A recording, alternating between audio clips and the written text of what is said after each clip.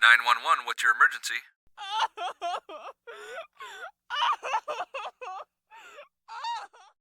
It begins like every mother's worst nightmare.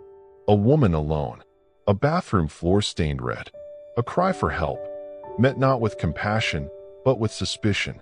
This was not the scene of a crime. It was the scene of a miscarriage. Yet in Warren, Ohio, tragedy was transformed into felony. Her name was Brittany Watts, 33 years old, newly pregnant, hopeful, vulnerable, and in a matter of hours, she would not only lose her unborn child, she would find herself branded a criminal. The charge? Abuse of a corpse. A phrase so cold, so detached from reality. It strips the humanity from grief itself. How does a system look at a miscarriage, a devastating, natural tragedy, and call it crime? How does a prosecutor look into the eyes of a grieving woman and see a case file instead of a victim? And how many more women in America will suffer the same fate before we recognize what this really is? Not justice, but the criminalization of tragedy. But what Brittany didn't know in those first frantic hours was this. Her loss would be weaponized. Her grief would be put on trial. And the prosecutors who claimed to serve justice would reveal themselves as villains with a mission. Because in Ohio, the law wasn't written to protect her. It was written to control her. And the people enforcing it? They weren't after truth. They were after power. This is the story of the prosecutors who criminalized tragedy. It's the story of Brittany Watts. And it's a story that should terrify every woman in America. Because what happened in Warren, Ohio, could happen to you. And the most shocking part? The law they used against her, this archaic, twisted statute, was never meant for grieving mothers at all. But by the time Brittany discovered that truth, it was already too late. If you were in Brittany's place, suffering a miscarriage, then facing felony charges, how would you have reacted? Should grief ever be treated as a crime? Before the mugshots, before the headlines screamed abuse of a corpse, there was just Brittany Watts, a woman with dreams, struggles, and hope for a future that suddenly felt within reach. She wasn't a celebrity. She wasn't powerful. She wasn't the kind of person prosecutors usually put in the spotlight. She was simply human, a 33-year-old woman from Warren, Ohio. A woman who had been carrying a secret joy, the kind of joy that comes with 2 pink lines on a pregnancy test. She wanted to be a mother. But life, as it so often does, had other plans. It began with cramps, then pain, then the bleeding that wouldn't stop. Doctors would later confirm, this wasn't abortion. This wasn't a choice.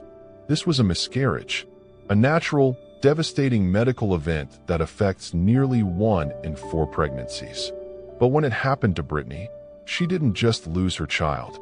She lost something else too, the assumption that her suffering would be met with empathy. Because in Warren, Ohio, compassion wasn't the first response. Suspicion was. Instead of asking, how can we help? Officials asked, what did she do wrong? Instead of comforting her grief, they combed through it for evidence. And within hours, the system had already shifted gears from tragedy to prosecution. Imagine it. You collapse in your bathroom, fighting to comprehend what's happening inside your body. And before you can even grieve the loss of your child, the state is preparing to call you a criminal. Because for Brittany, that's exactly what happened. The police report labeled her suspicious. The coroner's office treated her loss like evidence. And the prosecutor, the so-called defender of justice, saw an opportunity. The opportunity to take an archaic law, one never intended for cases like this, and weaponize it against a woman in her darkest hour. The law they would use. 3 words that sound clinical, but carry the weight of a felony conviction. Abuse of a corpse. A statute originally designed for heinous crimes, acts of desecration, malicious handling of the dead, true perversions of morality. But in Brittany's case, this law wasn't applied to protect dignity. It was applied to punish grief. How did we get here? How does a statute meant for criminals become a weapon against grieving mothers? And who benefits from twisting tragedy into prosecution? The answer lies in the prosecutor's office, a place where ideology and ambition collide, and where Brittany Watts' heartbreak would become the latest pawn in a much bigger game. Because for the lead prosecutor, this was never really about Brittany. It was about control. Do you believe prosecutors should have the power to stretch old laws into situations they were never meant for? Or is that crossing the line from justice into abuse? Behind every wrongful prosecution, there is a face. And in Brittany Watts' case, that face belonged to the prosecutor. Cold, calculated, ambitious, the kind of official who speaks about justice while sharpening the very blade that cuts it apart. The lead prosecutor didn't see a grieving mother. He saw an opportunity to send a message, to score a headline, to prove that his office could be tough, even in the most bizarre and tragic of circumstances. And so, instead of protecting Brittany Watts, he placed her on trial, not just in the courtroom, but in the court of public opinion. The charge? Abuse of a corpse. But ask yourself, abuse? This wasn't a serial killer hiding bodies. This wasn't a morgue worker caught desecrating the dead. This was a woman who miscarried at home. Yet the prosecutor spoke of Brittany as though she had committed an act of cruelty, as though she had somehow chosen this loss.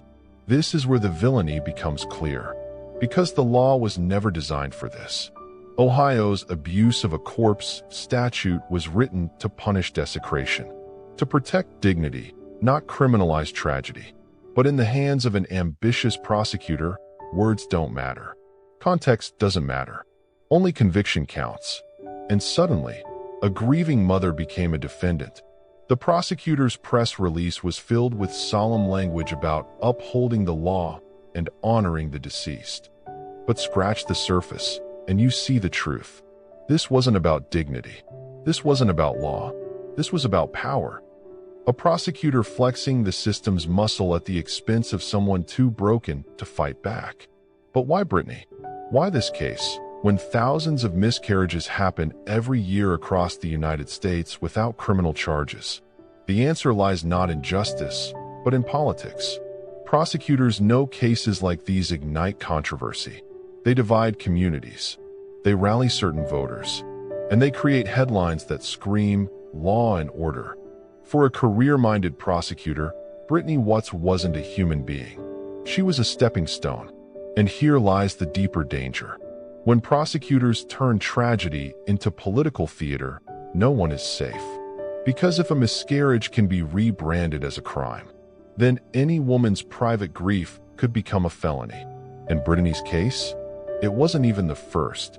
Across America, prosecutors have quietly experimented with twisting old laws to punish women who suffer natural losses. But in Warren, Ohio, the experiment would become spectacle.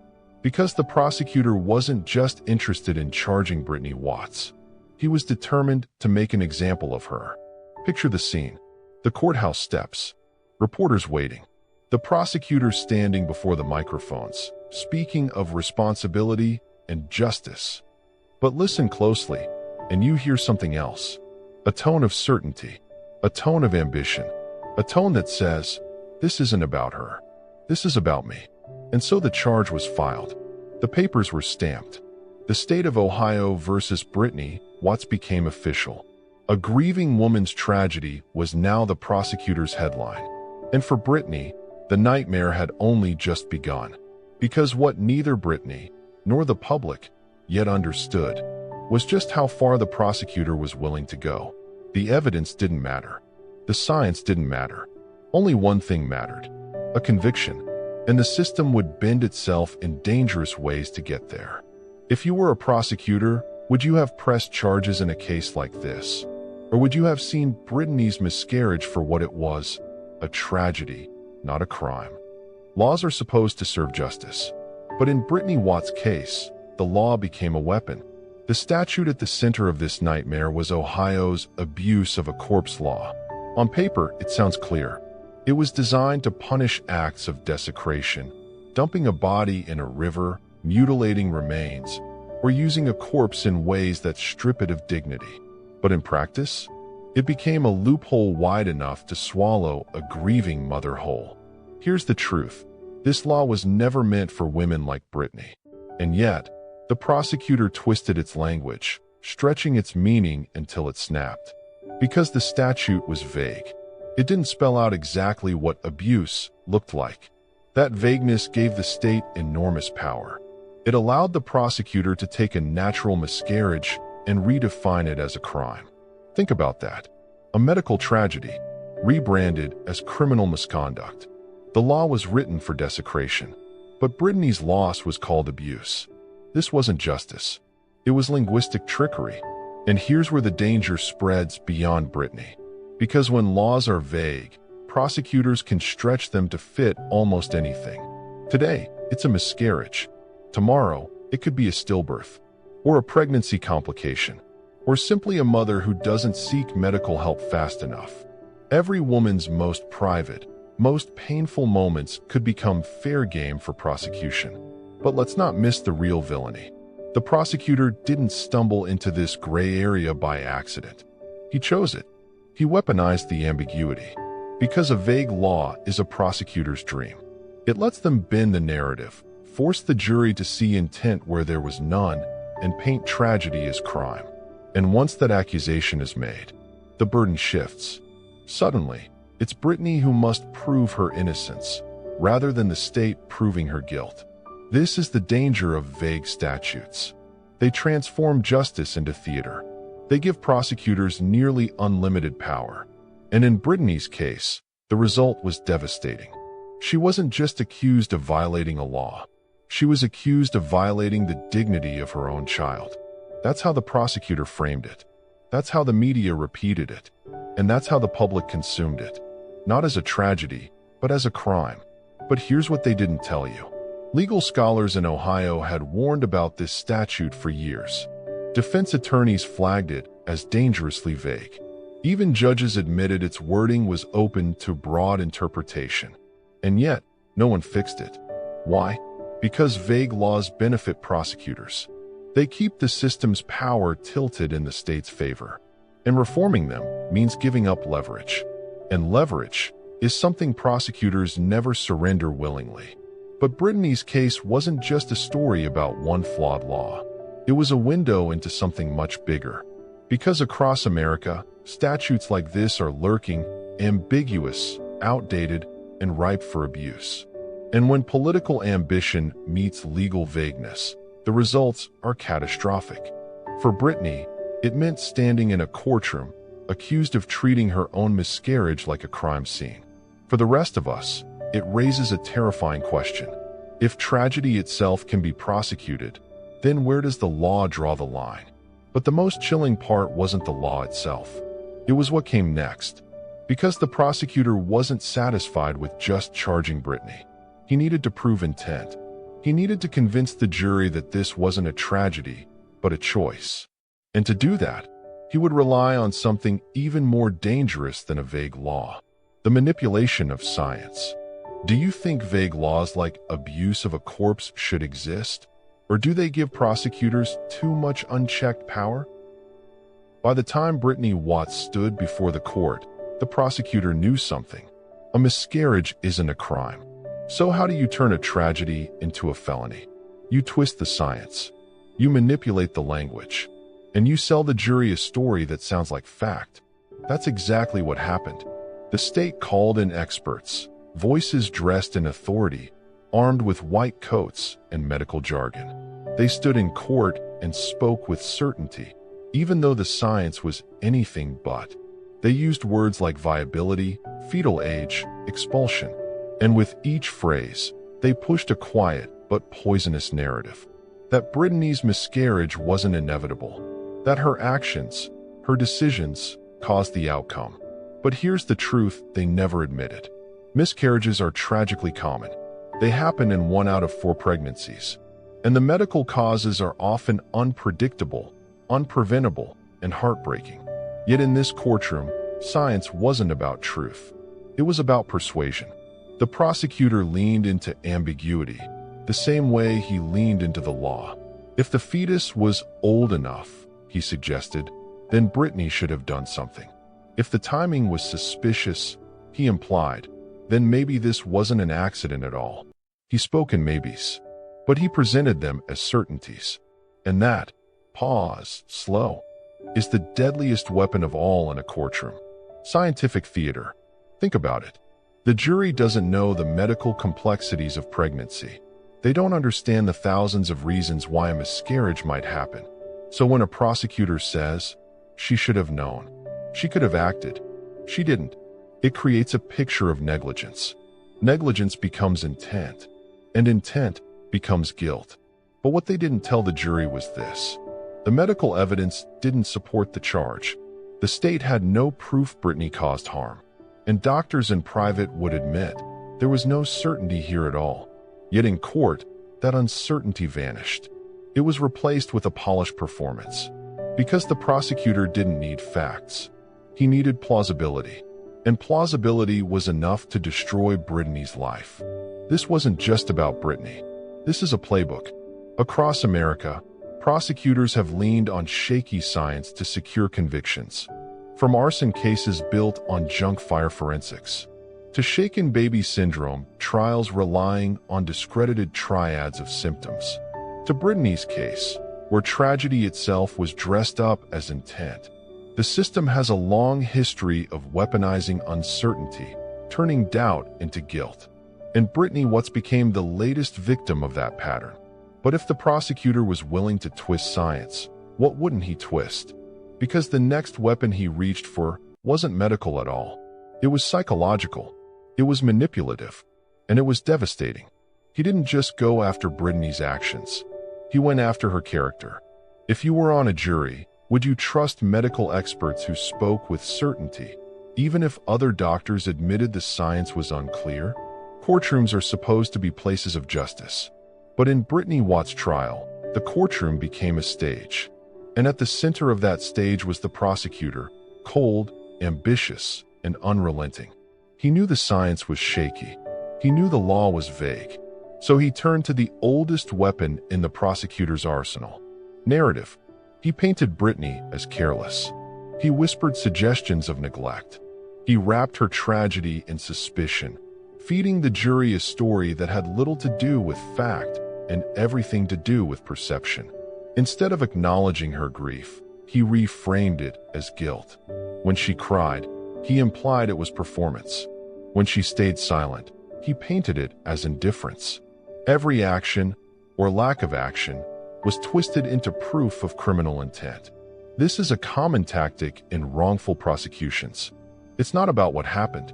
It's about what the state can make the jury believe happened. Brittany's private pain was paraded as evidence. Her trauma became a weapon against her. Think about the cruelty of that. Imagine losing a child in the most devastating way possible. And then imagine being told that your very grief is suspicious. This is how prosecutors build their cases when the evidence is weak. They rely on narrative. They rely on theater. Because juries are human, they respond to stories more than to statistics. And the prosecutor knew it. But what the jury didn't know was this. Behind closed doors, the prosecutor had built his reputation on cases like this. Cases where the law was stretched, where the evidence was thin, where the outrage was high, but the facts were low. Why? Because convictions build careers. And in America's justice system, ambition often outruns truth. So Brittany became more than just a defendant. She became a stepping stone. To the prosecutor, her tragedy wasn't sacred. It was useful. Useful for headlines. Useful for political standing.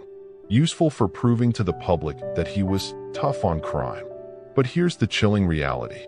When prosecutors rely on narrative instead of fact, when they build cases on perception instead of proof, they're not just destroying one life. They're reshaping the law itself. They're setting precedents. They're sending a message that grief itself can be criminalized. And that's exactly what happened here. The prosecutor's performance worked. In the minds of some jurors, Brittany stopped being a grieving mother and started becoming a suspect. Not because of evidence, but because of story. But the real betrayal was still to come. Because while Brittany's life hung in the balance, while her name was being dragged through headlines, the prosecutor was hiding something. Something the jury never heard. Something the public wasn't told. And it was a piece of evidence that could have changed everything. If you were on that jury, would you have trusted the prosecutor's narrative or demanded hard evidence before convicting? Every prosecution is supposed to rest on the same foundation, evidence. Cold, hard, undeniable proof. But in Brittany Watts' case, the most important evidence never saw the light of day. Let's start with the medical reports. Doctors who examined Brittany's case notes knew the truth. This was a miscarriage, tragic, but natural. There was no indication of outside interference. No evidence of negligence. No proof that Brittany had done anything to cause the loss. Yet in the courtroom, that nuance vanished. Instead of presenting the full medical record, the prosecution cherry-picked details, highlighting anything that sounded incriminating, burying anything that sounded exonerating. And then there was the timeline. The state suggested Brittany had delayed seeking care. They painted her hesitation as coldness, as if she didn't care what happened. But the truth was far different. The medical records showed that Brittany had sought help. She had tried to navigate the confusing, often intimidating healthcare system. And like so many women before her, she was left waiting, dismissed, or shuffled between providers. That context was never given to the jury, because it didn't fit the prosecutor's story. And here's where the betrayal deepens.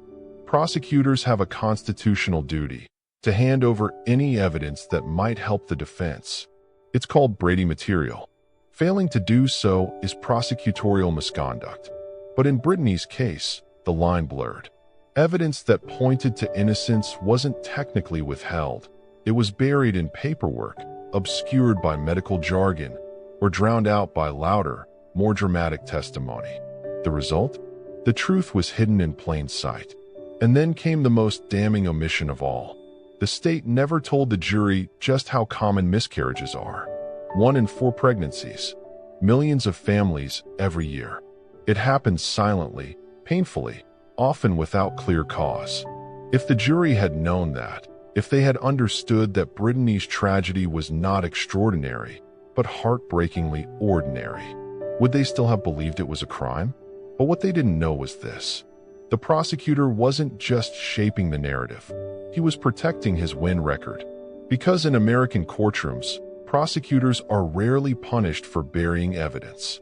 They face almost no accountability for misconduct. And the system rewards them for convictions, not for fairness. So why reveal evidence that helps Brittany, when ignoring it gets you closer to victory? This is why wrongful convictions happen. Not because evidence doesn't exist, but because the truth is deliberately hidden, distorted, or ignored. And in Brittany's case, the evidence that could have freed her from suspicion was there all along. But the jury never got to see it. And yet, that wasn't the only manipulation. Because as Brittany fought for her freedom, as her defense scrambled to present her truth, the prosecutor had one more card to play. Something even more powerful than evidence. Public opinion. If the prosecution hides or buries evidence that points to innocence, should that be grounds for automatic dismissal of the case?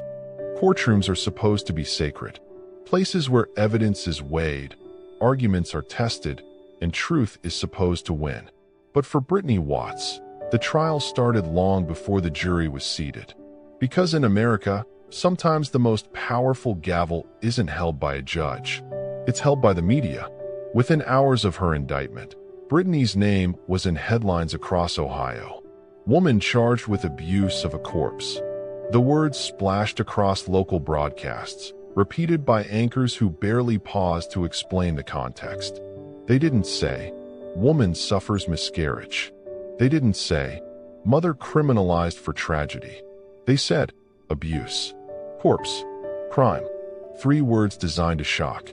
3 words that stripped away humanity. Prosecutors understand this better than anyone. They know how to use the media as a weapon. A few carefully worded press statements. A phrase like egregious conduct. And suddenly, the public is primed to see the accused as a monster, not a human being. And Brittany?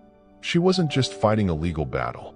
She was fighting a story crafted against her. This is the double jeopardy of modern injustice. The courtroom trial and the media trial. In the courtroom, evidence is at least supposed to matter. But in the media, it's all about clicks, outrage, and ratings. Reporters repeated the charges, not the context. They replayed sound bites, not the full interviews. They showed the prosecutor's podium, but rarely gave Brittany's defense the same airtime. It was conviction by headline, a punishment before the verdict, and the damage went deeper than public opinion. Because when jurors walk into a courtroom, they don't leave their worldviews at the door. They bring the news they've seen, the whispers they've heard, the biases they've absorbed. And in a small community, where everyone talks and every headline spreads, what chance did Brittany really have at a fair trial? But what they didn't tell the public was this: miscarriages are not crimes. They are tragedies.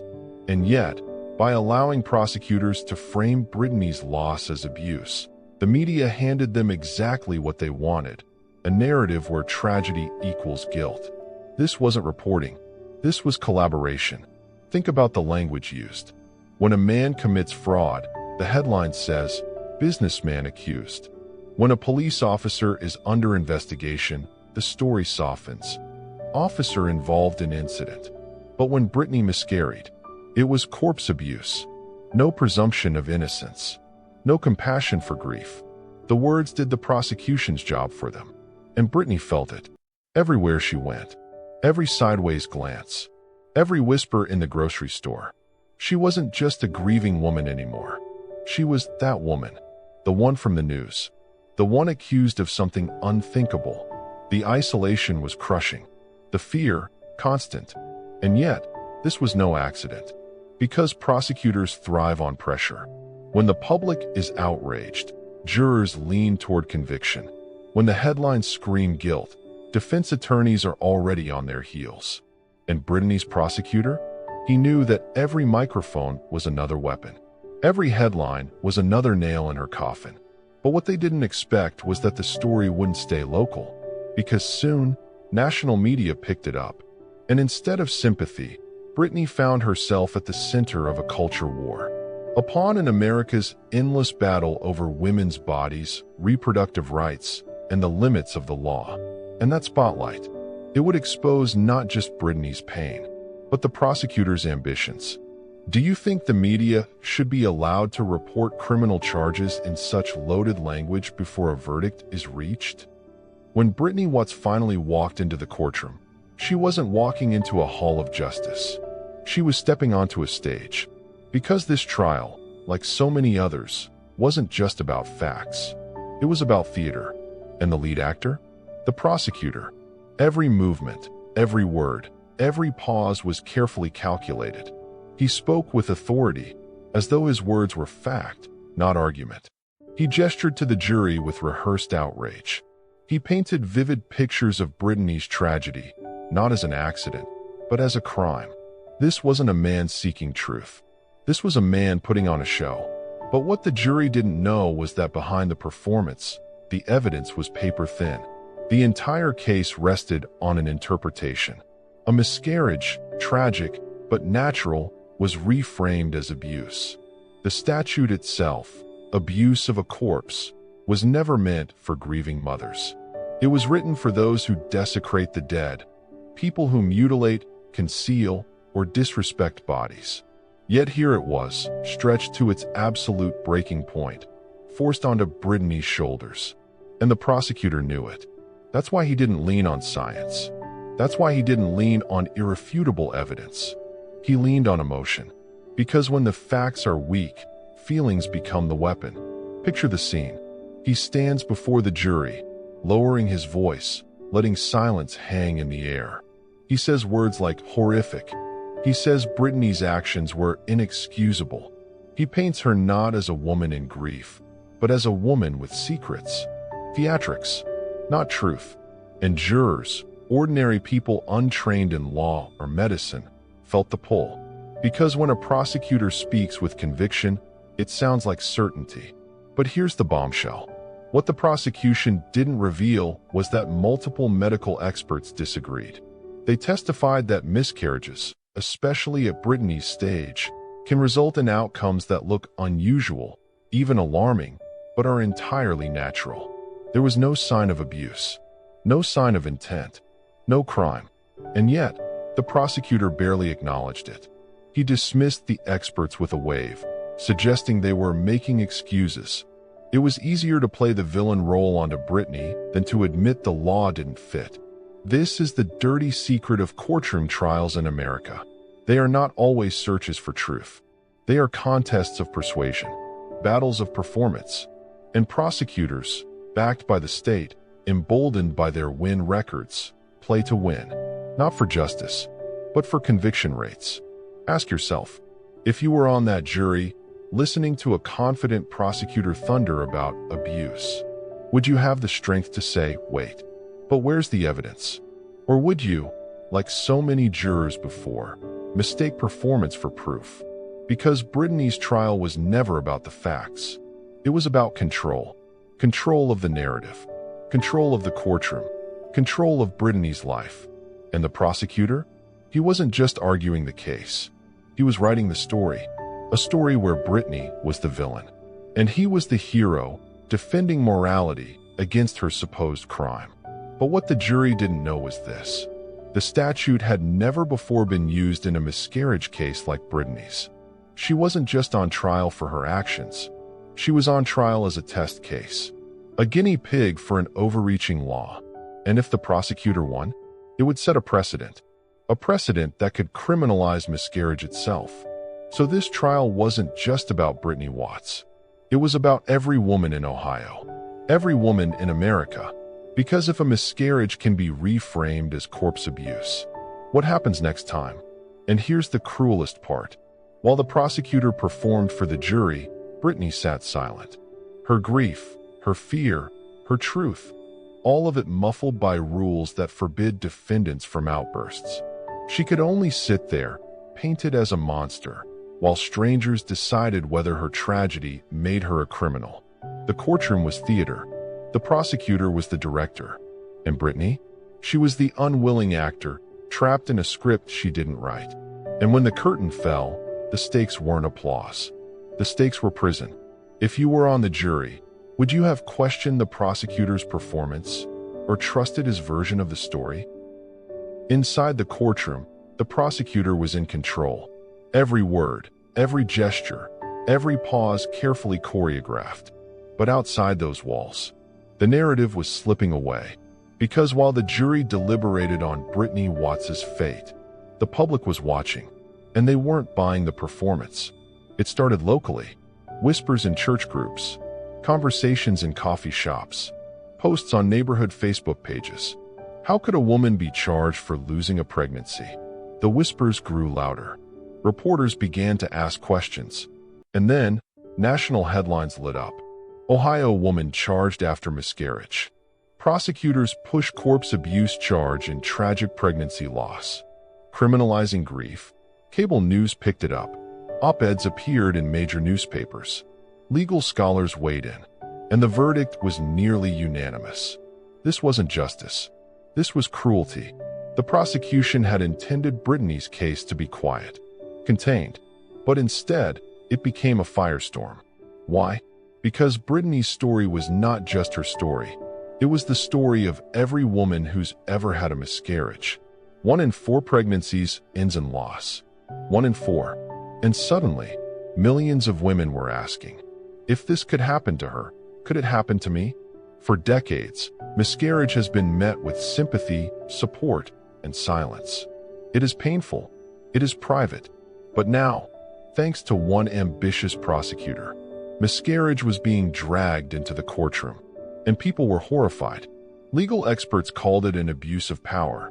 Medical associations warned of the chilling effect, that women might avoid hospitals or medical care for fear of being criminalized. Civil rights advocates drew connections to a broader, darker pattern, the slow, steady erosion of reproductive freedom through the back door of criminal law. This wasn't just about Brittany anymore. This was about precedent. This was about power. And here's the kicker. The prosecution knew all of this. Behind closed doors, they felt the heat, the pressure, the attention they never wanted. But instead of backing down, they doubled down. They insisted Brittany's case was not about miscarriage. They claimed it was about respect for the dead, a legal sleight of hand, a desperate attempt to hold the crumbling narrative together. But what they didn't reveal was this. The same law had almost never been used this way before. Even prosecutors in other counties admitted they would never have filed such a charge. And that inconsistency revealed the truth. This wasn't about law. This was about choice. A prosecutor's choice, driven by ambition, ideology, or ego. And Brittany Watts was the one forced to pay the price. Meanwhile, outside the courthouse, protesters gathered. Some carried signs. Miscarriage is not a crime. Stop prosecuting grief. Others chanted Brittany's name, demanding justice. Local news cameras rolled as ordinary citizens demanded answers. The prosecutor had won control of the courtroom, but he was losing the court of public opinion. And this raised a terrifying question. A question every viewer must ask themselves. If prosecutors can turn tragedy into crime in one county, in one case, what's stopping them from doing it everywhere? How many other Brittany's are out there, their grief quietly criminalized, their names never making the news? Because here's the shocking truth. Brittany's case is not an outlier. Across America, prosecutors have experimented with criminal charges tied to pregnancy loss. From fetal endangerment to child neglect statutes, laws never intended for miscarriages are being twisted into weapons. And Brittany's case, though extraordinary, was part of a growing pattern. The prosecutor wanted Brittany's trial to be his stage. But now the nation was watching, and the curtain was tearing. Because in the light of public outrage, the performance began to look cheap. Theatrics became transparent, and the question loomed larger than ever. Was this justice or persecution? Brittany's future still hung in the balance. The jury's decision was days away. But already, one thing was clear. This was no longer just about one woman. It was about a system exposed. And what the prosecutor didn't realize was, his biggest battle was no longer in the courtroom. It was with the truth itself. Do you think prosecutors should have the power to decide when a personal tragedy becomes a crime? Or should laws clearly forbid cases like Brittany's? After weeks of testimony, cross-examinations, and performances, it came down to this. 12 jurors, ordinary citizens, tasked with deciding whether Brittany Watts was a grieving mother or a criminal. The judge's instructions were clinical, almost cold. He told the jury to consider the statute, Ohio's abuse of a corpse law. But here's the problem. The law had never been written for cases like Brittany's. It was designed for people who dismember, desecrate, or conceal bodies. Not for a miscarriage, not for a tragedy. Yet now, 12 men and women were forced to stretch its meaning or reject the prosecutor's theory entirely. The jurors filed out of the courtroom, leaving Brittany behind. She sat at the defense table, staring at her hands. Every tick of the clock, every shuffle of a bailiff's shoes echoed louder than words. Her entire life was on pause. And for those hours, she was not a person. She was a defendant. But what the jury didn't know was that outside, the storm raged on. Protesters gathered at the courthouse steps. Reporters filled the sidewalks, shoving microphones at anyone willing to speak. The nation held its breath. And Brittany's name, once known only to her neighbors, was now a headline across America. Inside the deliberation room, the debate was fierce. Some jurors argued the prosecutor had a point, that Brittany's actions, however unintentional, violated the statute's broad wording. Others pushed back, saying the law had been twisted, misapplied, weaponized, that this wasn't justice, that punishing a miscarriage would set a dangerous precedent. It was a clash between fear and reason, between the power of performance and the demand for fairness. Hours passed. The courthouse grew silent. Brittany's attorneys whispered with her, trying to offer comfort. But she could see the tension etched on their faces. They knew the stakes. If convicted, Brittany could face prison time. Her name forever stained. her tragedy forever labeled a crime. And here's the shocking truth. Many wrongful convictions in America start in moments just like this. A jury, confused by vague laws. A prosecutor, wielding emotion instead of evidence. And a defendant, powerless against the weight of the state. It makes you wonder, how many lives have been shattered in jury rooms where the law itself was broken before the verdict was even read? Finally, word spread. The jury had reached a decision. The courtroom filled again. Reporters rushed to their seats. Protesters pressed against the windows. And Brittany, hands trembling, rose to her feet. The judge asked if the jury had reached a unanimous verdict. The foreperson stood. Silence fell. Not guilty. Brittany gasped. Her lawyers collapsed into relief. And the courtroom erupted, some in cheers, others in anger. The prosecutor sat frozen, the defeat painted across his face. For the first time, his performance failed. Theatrics were not enough. But what the public didn't realize was this. A not guilty verdict didn't erase the damage. Brittany had still been dragged through humiliation, fear, and grief. She had still been branded a suspect. Her name, her tragedy, splashed across headlines she never asked for. The jury's verdict gave her freedom, but it could never give her back her peace. And here lies the deeper danger. If Brittany had been convicted, her case would have set a precedent. A precedent prosecutors across the country could point to, weaponizing the same law again and again. Her acquittal stopped that, but only for now, because the law itself remains unchanged. And another prosecutor, in another county, could try again tomorrow. The jury saved Brittany Watts. But the system? It was still broken. And the real reckoning was yet to come. If you were on Brittany's jury, would you have voted to convict? Or would you have seen through the prosecutor's performance? The words, "not guilty," echoed in the courtroom. But for Brittany Watts, they didn't feel like triumph. It felt like survival. Yes, she was free. But freedom after being dragged through hell doesn't erase the scars. Outside the courthouse, reporters swarmed her attorneys. Flashes from cameras lit up her face like a spotlight she never asked for. Some people cheered her acquittal. Others shouted insults, accusing her of murder. Brittany didn't walk away with a clean slate.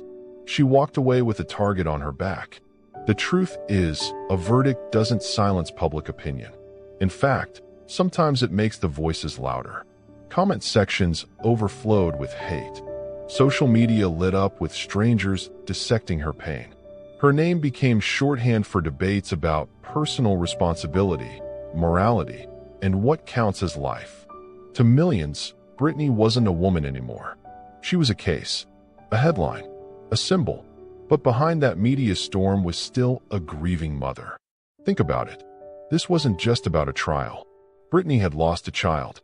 And instead of comfort, instead of space to mourn, she was treated as a criminal. How does anyone recover from that? And here's where the system's cruelty cuts the deepest. Even though she was acquitted, Brittany couldn't return to the life she once had. Her privacy? Gone. Her reputation? Shattered. Her trust in the system that was supposed to protect her? Destroyed. The trial was over. But the punishment continued. This is something many people don't understand about wrongful prosecutions. The not guilty verdict doesn't magically restore your life. You still lose your job opportunities. You still carry the stigma.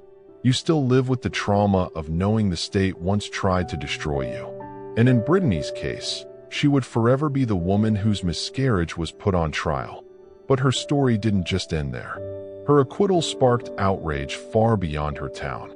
Civil rights groups, medical professionals, and women's advocates saw her case for what it was: a dangerous test balloon.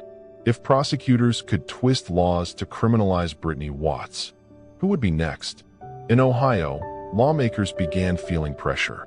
Activists called for reform to stop vague statutes from being abused against women in medical crises.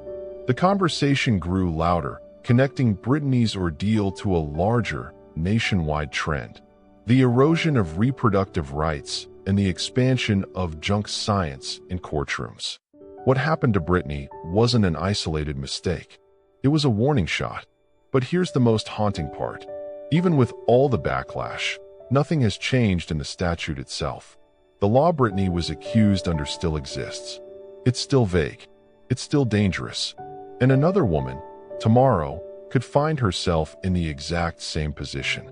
For Brittany, moving forward meant carrying both grief and resilience. She didn't choose to be a symbol, but she became one. Her name is now tied to a much larger fight. A fight over who gets to decide when tragedy becomes a crime. She survived the trial, but the scars will never fade. And that's why her case matters so much. Because when prosecutors push junk science, when laws are twisted to punish the vulnerable, it's not just about one person.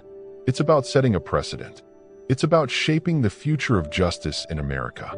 It's about who gets the benefit of compassion and who gets crushed under the weight of fear, politics, and control. For Brittany Watts, the trial ended with a fragile victory. But for the rest of us, her story is a mirror, a warning of how easily the system can turn tragedy into crime. And until the laws change, until junk science is rooted out of courtrooms, her ordeal will remain a haunting reminder of just how fragile freedom really is. Do you think Brittany's case will prevent future prosecutions like this? Or is it only the beginning of a dangerous trend? The courtroom was supposed to be a place of truth, but in Brittany Watts' trial, it became a stage for junk science. Instead of compassion, prosecutors armed themselves with distorted medical claims and manipulated experts. They didn't care about accuracy. They cared about conviction. To understand the danger, you need to know what junk science really means. It's not just bad information. It's bad information dressed up as authority. It's shaky theories paraded as certainty. It's unreliable conclusions presented with the full weight of the justice system. And in America, courts have a long history of swallowing it whole. Think about some of the worst wrongful convictions. Shaken baby syndrome, once gospel in courtrooms, now discredited. Arson science, where burn patterns were misread, sending innocent people to death row. Hair and fiber analysis, exposed by the FBI itself as deeply flawed. And now, we can add criminalizing miscarriage to the list. In Brittany's case, prosecutors leaned on the ambiguity of medicine. Miscarriages, medically called spontaneous abortions, are tragically common. Yet instead of treating that as a fact of biology, they twisted it into suspicion. They framed her miscarriage not as tragedy, but as neglect. They claimed her suffering might be evidence of a crime. But here's what they didn't tell the jury. There was no medical certainty that Brittany did anything wrong. No forensic evidence proving intent. No science showing she caused her loss. And yet, prosecutors stood before that jury with a straight face, pretending their shaky claims were fact. That's the essence of junk science. Not truth, but theater. And make no mistake, this isn't incompetence. This is strategy. Prosecutors know that when people hear medical jargon in a courtroom, they lean toward believing it. A doctor's title, a complicated chart, a few cherry-picked studies. Suddenly, the jury thinks they're hearing truth carved in stone. But in reality, it's often nothing more than a smokescreen. So here's the question. Why are courts so willing to let junk science in? The answer is chilling. Because junk science is useful. It gives prosecutors power. It gives juries something to hold on to, even when the real evidence is thin. And it allows the system to criminalize tragedies without ever admitting it has no case. Brittany's ordeal is part of a much larger crisis. Across America, especially in states tightening reproductive laws, prosecutors are looking for ways to test the boundaries. Miscarriages, stillbirths, even suspected abortions, all become opportunities to stretch vague statutes. The tool they use? Science twisted into accusation. And this should terrify you. Because if Brittany could be accused after a miscarriage, what about the woman who can't afford prenatal care? What about the mother who delays going to the hospital because of cost? What about someone who takes medication their doctor prescribed, but later suffers complications? In a system that embraces junk science, any of them could be branded a criminal. And here's the betrayal. Science is supposed to save lives. But in these courtrooms, it's being weaponized to destroy them. Instead of protecting women in crisis, the system uses half-truths and outdated theories to prosecute them. Instead of compassion, there's condemnation. And we must ask, who benefits? Not Brittany. Not the countless women watching her trial in fear. The ones who benefit are prosecutors chasing headlines, politicians using law and order narratives to score points, and a system that thrives on control, not justice. Brittany's trial showed us how fragile science becomes when twisted by ambition. It showed us how quickly grief can be reframed as guilt. And it showed us something even more dangerous, that the law doesn't need the truth to convict. It only needs the illusion of truth. And if junk science is the weapon, then every grieving woman in America is a potential target. If you were on Brittany's jury, would you have trusted the prosecutor's medical claims or demanded stronger evidence? When the story of Brittany Watts hit the headlines, it didn't stay quiet for long. Within days, national media picked it up. Social feeds filled with one question, repeated over and over. How could this be a crime? To the public, it looked absurd, heartless, even medieval. A woman suffers a miscarriage, and instead of receiving care, she receives a charge. Outrage spread like wildfire. Women who had miscarried came forward with their own horror stories. The shame, the silence, the fear. They knew Brittany's nightmare could easily have been theirs. Protesters gathered outside the courthouse. They held signs that read, "Grief is not a crime. Compassion, not prosecution." And most chilling of all, who's next? Because that was the unspoken terror in the air. If the law could stretch far enough to snare Brittany Watts, then no woman was safe. And here's what the prosecutors didn't expect. Their case had backfired. Instead of looking tough, they looked cruel. Instead of standing for justice, they stood exposed as villains, willing to weaponize grief to score points. But beneath the outrage was something deeper, fear. Legal scholars warned that Brittany's case was a test run. If the prosecution succeeded, it could open the door for more. Every miscarriage could be scrutinized, every stillbirth investigated, every grieving woman treated like a suspect. The question became unavoidable. Was this just one case, or a blueprint? And the truth is, Brittany's story was not unique. From Alabama to Oklahoma, from Texas to Indiana, prosecutors had already been quietly experimenting, charging women after pregnancy complications, labeling miscarriages as abuse, neglect, even manslaughter. It wasn't just Brittany on trial. It was the future of reproductive justice in America. And that's why this case matters for you. Because whether you agree with abortion laws or not, this was something different. This was criminalizing biology itself. Something no woman can control. Something that could happen in any home, to any family. Meanwhile, inside the courthouse, prosecutors doubled down. They painted themselves as guardians of life, insisting the law must be upheld at any cost. But outside those walls, the narrative was slipping from their hands. Journalists dissected their arguments. Doctors called their science outdated. Civil rights groups labeled it a gross abuse of power. And in living rooms across the nation, families watched in disbelief. Because the real question wasn't just, what happened to Brittany Watts? The real question was, what kind of country are we becoming? A country where compassion is replaced by prosecution? Where tragedies become court cases? Where women must fear prison, not just loss, when pregnancy ends? Brittany's name became a rallying cry, not because she wanted it to, but because the injustice was too clear to ignore.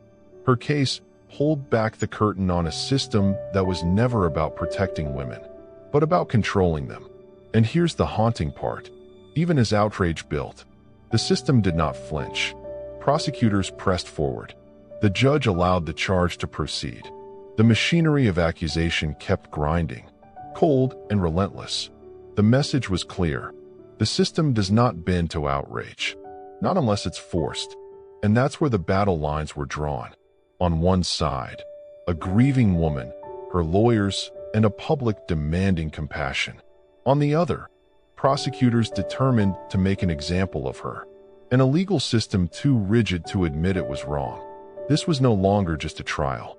It was a referendum on power, on justice, and on who the law truly serves. Because if Brittany Watts could be prosecuted for a miscarriage, what else could be criminalized tomorrow? Do you think public outrage should influence court cases, or should prosecutors stick to the letter of the law, no matter how unjust it feels?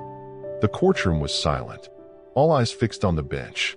Brittany Watts sat with her hands folded, her shoulders trembling just slightly.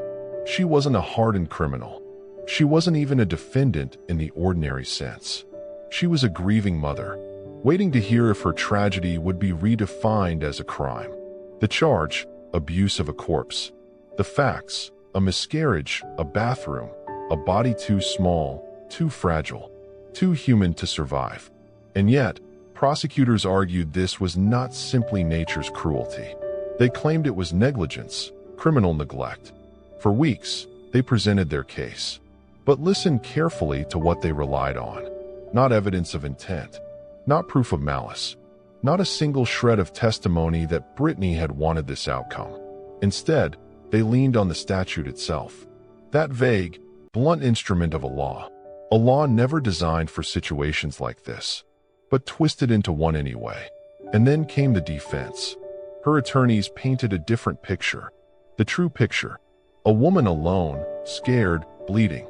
A system that failed to give her care. Doctors who turned her away.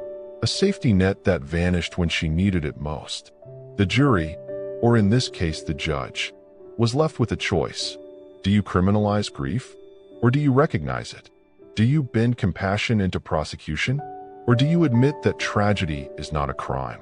Hours passed. The courthouse hallways buzzed with reporters, with protesters standing outside in the cold, holding signs, chanting Brittany's name. And then, the verdict came. The court ruled.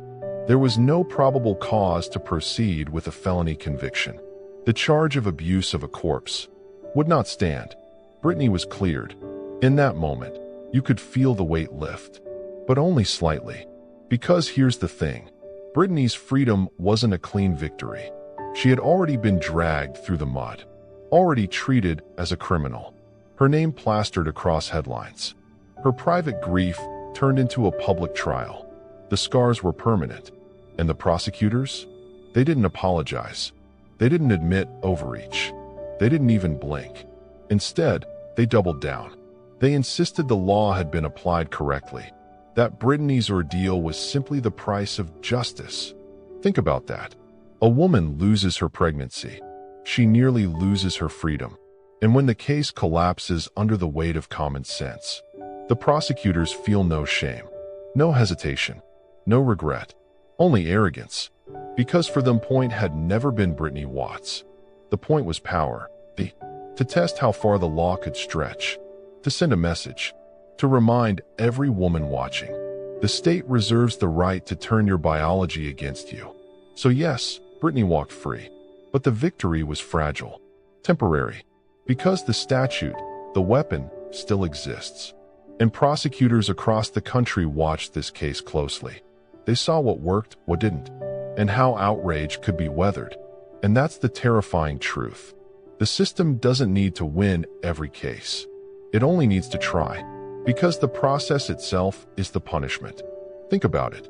Would you survive what Brittany endured? Could your family withstand the headlines, the fees, the trauma? The law doesn't need a conviction to destroy you. It only needs an accusation. And in Brittany's case, the system chose to protect its own authority, not her humanity.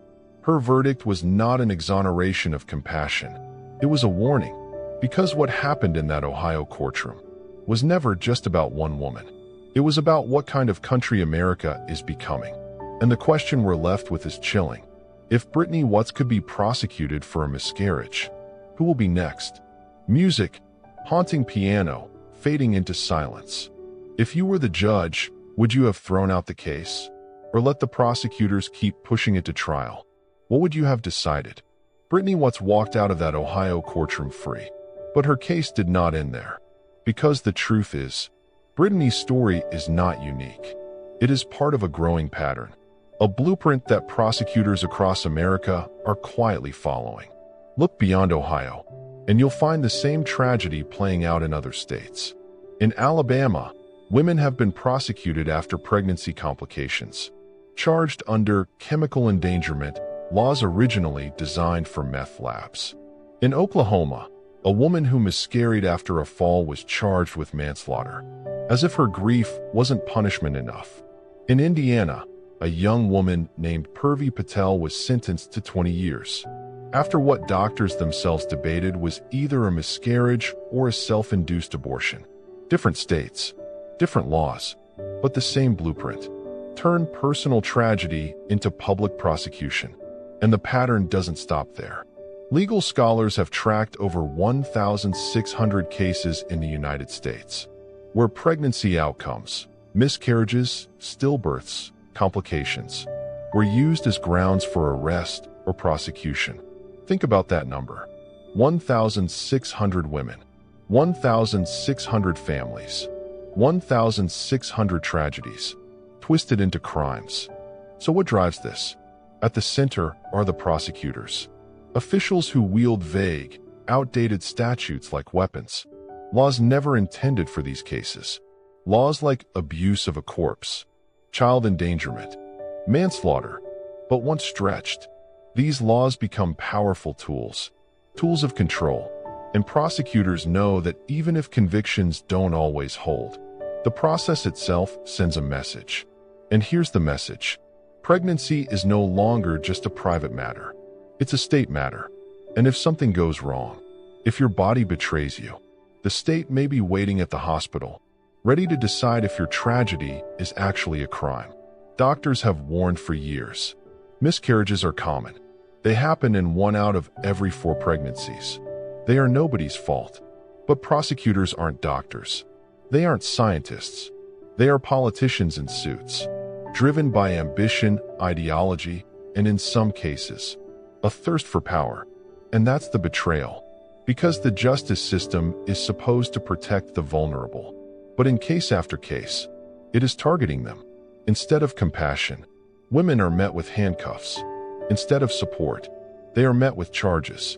Instead of being seen as mothers in grief, they are branded as criminals. And the most chilling part? There's no clear limit.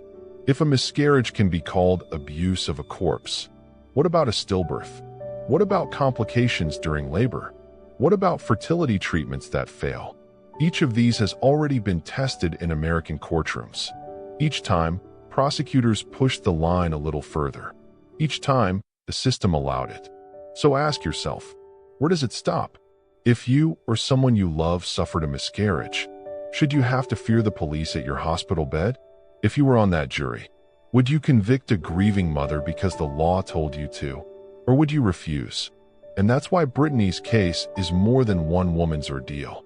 It's a window into a system that is learning how far it can go. Prosecutors are watching. Lawmakers are watching. And so are other women who now live in fear. Not just of losing a pregnancy, but of losing their freedom. Because Brittany's trial revealed a dark truth. America's legal system is not just willing to criminalize women's choices. It is willing to criminalize their biology. And if prosecutors can criminalize biology, then what can't they criminalize? That question isn't hypothetical. It's already being answered. In courts, in prisons, in the shattered lives of women who never thought they'd be treated as suspects. Do you think prosecutors should have the power to stretch vague laws like this? Or should there be strict limits on how these statutes are applied? When Brittany Watts stood in that Ohio courtroom, the law was supposed to protect her, but instead, it was used against her. Twisted, stretched, weaponized. The question isn't whether Brittany failed the law. The question is, who does the law actually serve? On paper, the law serves justice. But in practice, justice is negotiable. The powerful get one version. The vulnerable get another. And prosecutors?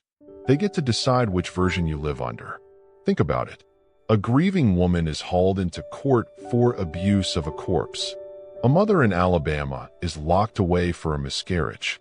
A teenager in Indiana is sentenced to decades for what doctors debated wasn't even a crime. Meanwhile, corporate fraudsters walk free. Police officers who abuse power face no charges. And politicians who bend the law are rewarded with promotions. So tell me, is this really about justice? Or about control? Brittany's case shows us something chilling. The law doesn't just reflect morality. It reflects power. Who writes the statutes? Lawmakers. Who interprets them? Judges. Who enforces them? Prosecutors. And in each step, the people most affected, the Brittness of the world, are voiceless. That's why the phrase junk science wasn't just about medicine. It was about law itself, a system that pretends to be neutral while bending at the will of those in power. A system that says, we can take your tragedy and rename it a crime. We can take your biology and make it evidence. We can take your grief and make it guilt. And this is why the stakes are so high. Because if Brittany's ordeal can happen in Ohio, it can happen anywhere. If her loss can be turned into a prosecution, so can yours. This isn't about one courtroom. It's about every courtroom. It's about a justice system that looks less like a protector and more like a predator. So, who does the law serve? Does it serve Brittany Watts, whose only crime was suffering a miscarriage? Does it serve the thousands of women whose lives have been derailed by prosecutions no doctor would stand behind? Or does it serve the prosecutors, who build careers on headlines? The lawmakers, who pass vague statutes to score political points? The system itself, which feeds on control? The truth is brutal. The law serves power. It always has. And unless it's challenged, unless people demand change, it always will. Brittany's victory in court was rare. She walked free. But how many women never do? How many sit in cells tonight? Forgotten, criminalized not for what they did, but for what their bodies endured. How many names will we never know? And that is the real indictment. Not of Brittany, not of one woman, but of a system that has revealed its true face.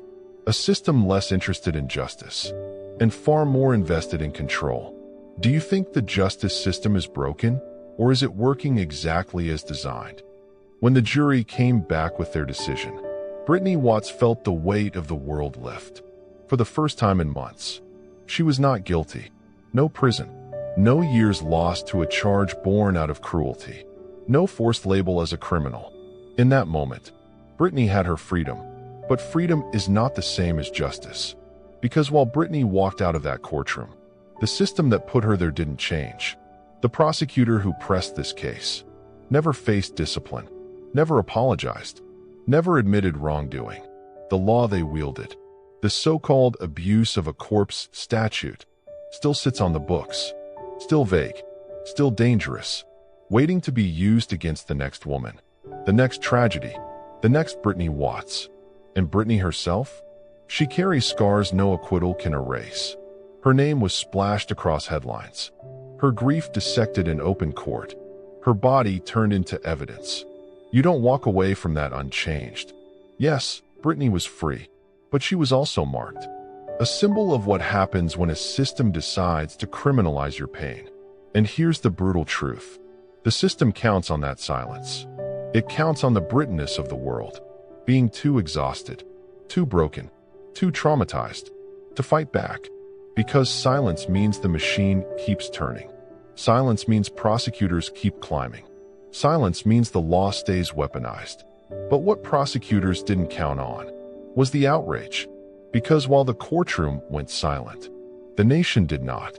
Across the country, people were watching, and they were furious. How could a grieving woman be dragged through the mud for suffering something millions of women endure every year? How could an Ohio prosecutor take one of the darkest days of her life and turn it into a criminal charge? How could a jury trial even be necessary for something so obviously unjust? Brittany's acquittal may have closed her case, but it opened a bigger one, the case against the system itself. Because her ordeal wasn't just a personal tragedy. It was a test, a signal, a warning. If prosecutors can criminalize a miscarriage, what can't they criminalize? That's the aftermath. Brittany's life goes on, but the system never stopped. And the silence of those in power, the lawmakers, the judges, the prosecutors, was louder than any verdict. Because in the end, the question isn't whether Brittany was free. The question is, was anyone else? If Brittany was acquitted but the law didn't change, do you think justice was truly served? The trial was over. Brittany Watts had faced the most humiliating, dehumanizing chapter of her life, being treated not as a grieving mother, but as a criminal. But the story did not end in that courthouse. Pause for effect. It spilled into living rooms, newsrooms, and social feeds across the nation. Brittany's name was suddenly everywhere. Major outlets picked it up. Ohio woman charged after miscarriage. Abuse of a corpse or abuse of justice? Some journalists asked bluntly, how can a natural miscarriage become a felony? Others highlighted the prosecutor's cold logic, replaying clips of courtroom arguments that framed tragedy as crime. And then came the spark that lit the fire. National commentators began drawing comparisons. Was this the first step toward criminalizing miscarriage? Was this the logical extension of Roe versus Wade being overturned? Was this proof that women's bodies had become legal battlegrounds? On social media, outrage exploded. Hashtags like #JusticeForBrittany and #criminalizing miscarriage trended across platforms. Celebrities spoke out. Advocacy groups rallied. Ordinary women posted their own miscarriage stories, raw, heartbreaking confessions of grief and loss, and asked, would I be in jail if I lived in Ohio? It was no longer just about Brittany. It was about millions of women who suddenly realized, this could be me. But what prosecutors in Ohio didn't anticipate was that Brittany's case was about to spark a national reckoning they could no longer control. This outrage revealed something deeper. Because beneath the legal jargon, beneath the Ohio statute, beneath the prosecutor's ambition, was a simple, terrifying truth. The system had blurred the line between tragedy and crime. And once that line is erased, who's safe? Protests were organized outside courthouses. Women held signs reading, "Miscarriage is not a crime." Editorial boards called for reform. Even some legal scholars, who once dismissed these cases as rare outliers, admitted publicly that Brittany's case was a canary in the coal mine. The outrage was bigger than Brittany. It was about every grieving parent who feared prosecution. It was about every miscarriage that could be relabeled a felony. It was about a justice system that had traded compassion for control. For Brittany Watts, the spotlight was suffocating. She had never asked for this stage. She was just a woman who had suffered a devastating loss. And yet, her name had become the centerpiece of a national conversation about how far prosecutors were willing to go, and what kind of country America was becoming.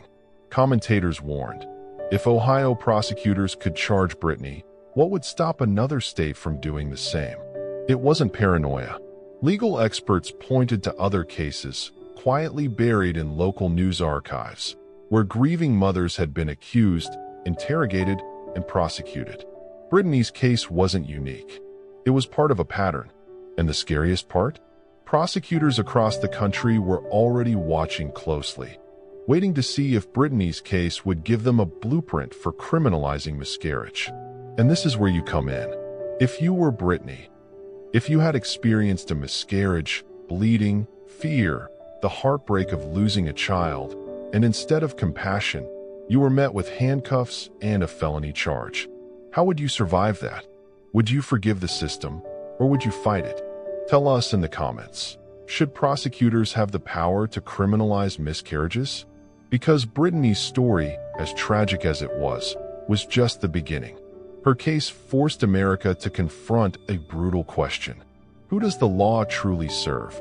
And as the outrage boiled over, one final truth emerged. A truth that changes how we see not only Brittany Watts, but the future of justice in America.